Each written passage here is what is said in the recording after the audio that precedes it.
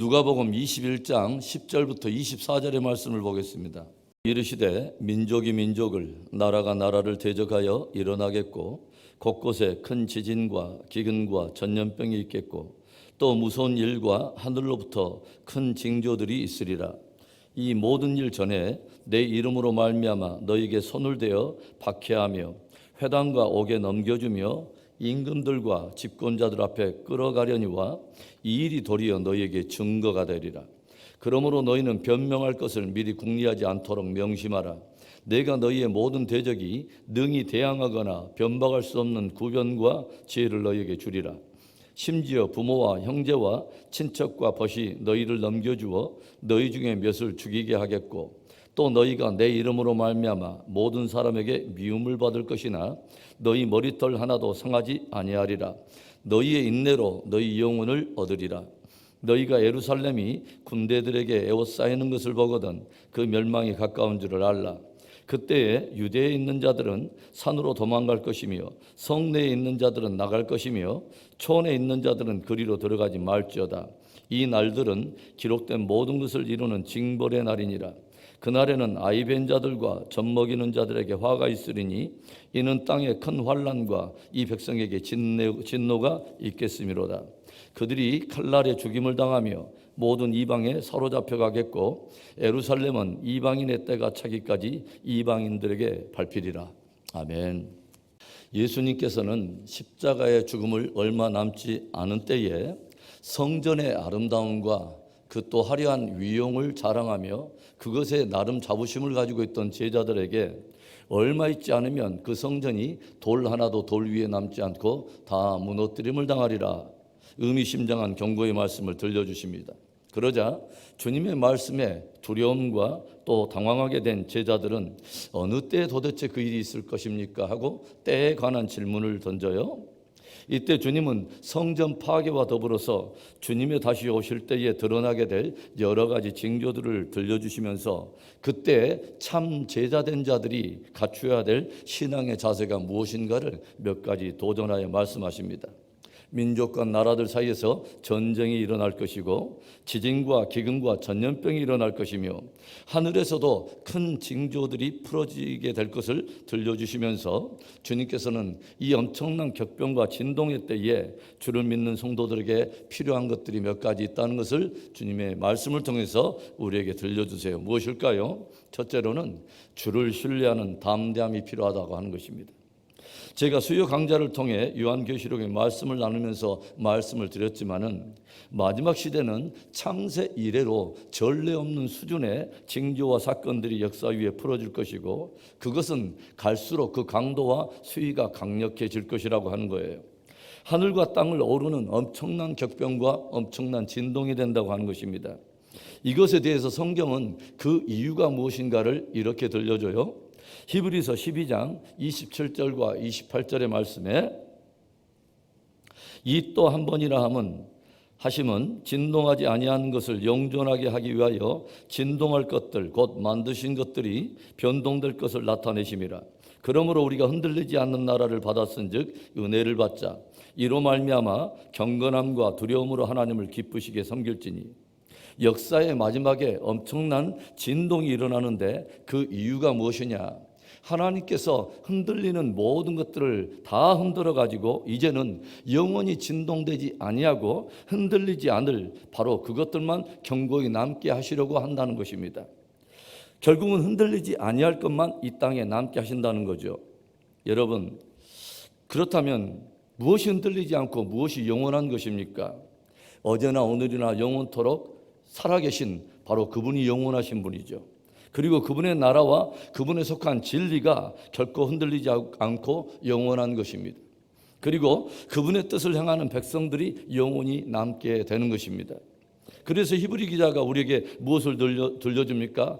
우리가 흔들리지 않는 나라를 받았은즉, 우리가 흔들리지 않는 나라로 우리가 부름을 받았은즉 뭐예요? 은혜를 받자. 우리가 더욱 경건함과 두려움으로 하나님을 기쁘게 섬기자라고 도전을 하고 있어요. 마지막 때 거대한 진동들이 풀어지고 그것이 더욱 강력해질수록 우리는 하나님께서 흔들리는 모든 것을 흔들어서 결국은 흔들리지 않는 견고한 나라를 세우려고 하는 그분의 뜻이 있다고 하는 것을 깨닫고 더욱 주를 신뢰하는 담대함을 가져야 할 것입니다. 역사의 주권이 하나님과 어린 양이신 예수 그리스도께 있습니다. 거대한 진동과 격변의 역사조차도 어린 양이 인을 떼면서 시작되고 결국 그 모든 역사의 방향조차도 흔들리지 않는 영원한 나라와 그 나라의 백성들을 위한 것으로 완성이 될 것입니다. 역사가 흔들릴수록 우리가 더욱 주님을 가까이 하고 그분을 신뢰하는 담대함이 있을 때 우리가 승리할 수 있는 것입니다. 이 축복된 담대함이 저와 여러분 안에 있기를 주의 이름으로 축원합니다.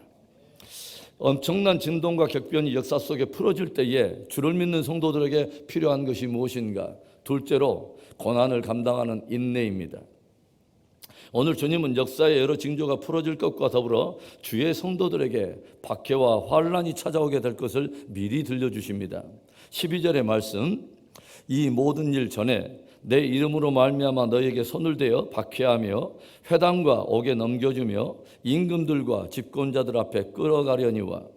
사람들이 주의 제자들과 성도들을 박해하면서 그들이 회당과 감옥에 끌려가는 일이 있는가 하면 여러 집권자들 앞에 서게 될 그러한 일들이 있게 될 것을 주님이 말씀하세요. 무엇 때문입니까?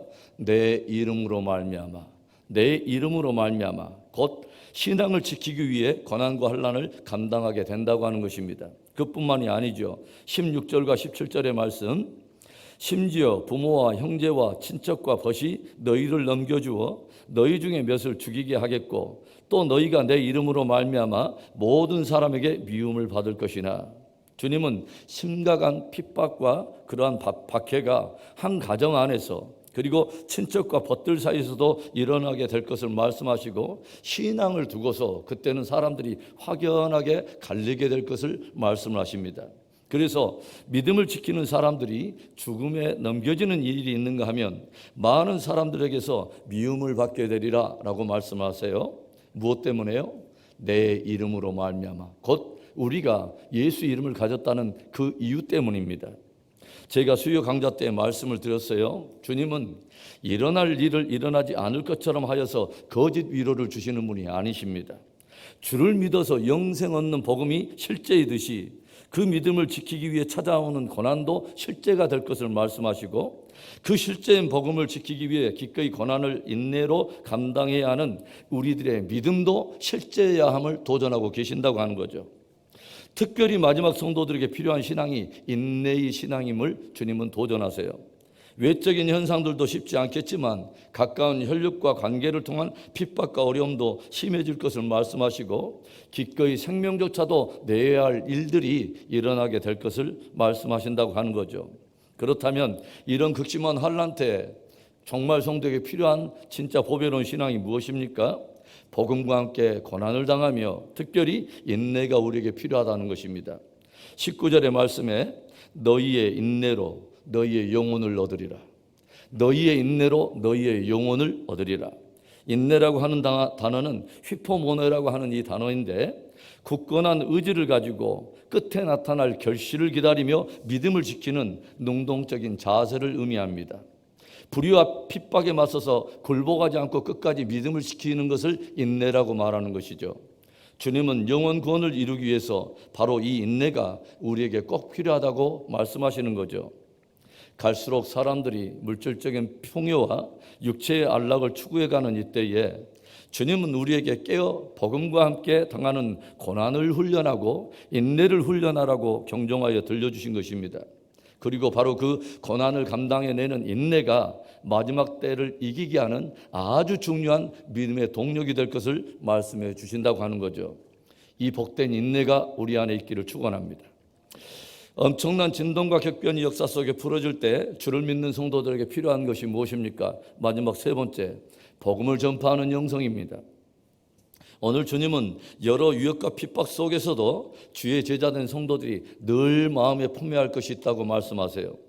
12절과 13절을 한번 봅니다. 이 모든 일 전에 내 이름으로 말미암아 너에게 손을 대어 박해하며 회당과 옥에 넘겨주며 임금들과 집권자들 앞에 끌어가려니와 이 일이 도리어 너에게 증거가 되리라. 주님은 당신의 이름을 가진 성도들에게 박해와 고난과 끌려감 당함을 기꺼이 허락하시겠다고 하는 거죠. 그런데 주님은 바로 그 상황을 당신의 복음이 증거되는 기회로 삼겠다고 말씀을 하십니다. 이 일이 도리어 너희에게 증거가 되리라.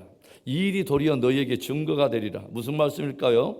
박해와 고난을 당함이 너희가 나를 위한 참된 믿음을 가졌다고 하는 증거가 될 것이며, 바로 그 상황을 복음 증거의 기회로 삼으라고 하는 암시적인 도전이 있는 것입니다. 이어지는 말씀 14절과 15절에 그러므로 너희는 변명할 것을 미리 궁리하지 않도록 명심하라. 내가 너희의 모든 대적이 능히 대항하거나 변박할 수 없는 구변과 지혜를 너희에게 주리라. 주님께서 제자들이 집권자들에게 끌려가 그들 앞에 설 때에 무엇을 말씀하십니까? 그 집권자들이나 사람들이 변박하거나 대항할 수 없는 구변과 지혜를 주의 성도들에게 주시겠다고 미리 들려주세요. 복음과 함께 고난받는 현장에 주님께서 성령으로 함께 하셔서 힘찬 구변과 지혜를 주셔서 복음을 증거하게 하시겠다고 하는 것입니다. 그래서 우리들은 항상 어떤 태도를 가지고 있어야 되냐면, 상황에 반응할 것이 아니라 복음 사명에 반응하고자 하는 늘 그 마음을 품고 있어야 된다고 하는 거죠. 어떤 상황이든 우리가 찬양하지 않습니까? 때를 얻든지 못 얻든지. 그래서 항상 복음을 증거하리라 하는 복음 전파의 영성에 우리가 민감해 있어야 된다고 하는 것입니다. 사랑하는 성도 여러분, 우리는 요즘 눈에 쉽지 않은 상황들이 펼쳐지고 있는 시대를 살고 있습니다.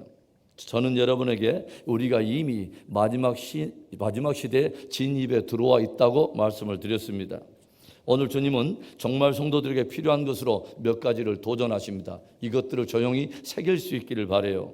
주를 신뢰하는 담대함, 고난을 능히 기꺼이 당하는 인내, 그리고 복음을 전파하는 복음 영성입니다.